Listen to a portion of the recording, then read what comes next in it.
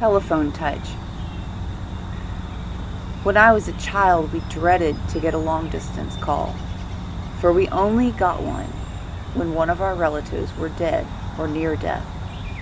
A neighbor would have to come and have my father go back to their house and call back, because we never had a telephone in our home when I was a child. I was told that the operator would interrupt and say, "Your 3 minutes are up."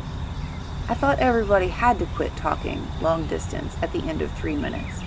It was frightening to get a long-distance call.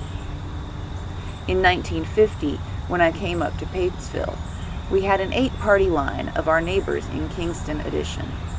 Our number was 1098WI. We had to ask the operator to manually ring anybody we wanted to talk to. Our ring was 1 ring. If the phone rang in bursts of 2, 3, or 4 rings, that meant the call was for somebody else. My mother said she and my father courted on the telephone, and each line had about 12 telephones each. Everybody on both lines knew when Daddy usually called Mother, and they unabashedly listened. Knowing them both, I'm sure their conversations were as entertaining as a vaudeville act, which they put on for the sake of the listeners. One woman went so far as to interrupt them and asked them to be quiet a minute so she wouldn't miss anything while she stirred her beans. In the mid-60s, we got the dial telephones and the 7-digit numbers. We were on a 2-party line with my mother, who had moved next door after my father had died. As she lived alone and was in a wheelchair, I called her every night before she went to bed to see if she was all right.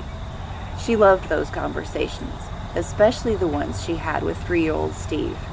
The light of her life, the joy of her old age.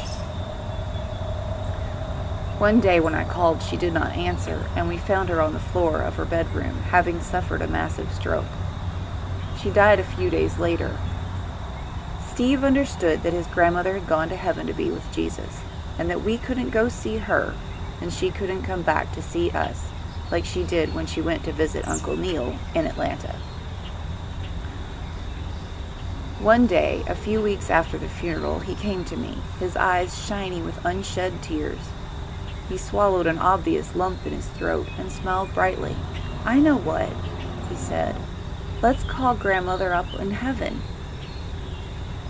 It was my turn to hold back tears and swallow a giant lump as I hugged him, rocked him, and tried my best to explain to the grieving baby that there were no telephone lines in heaven, and that we would have to wait until we got there to talk to her again. That incident may have helped lead to my telephone extravagance.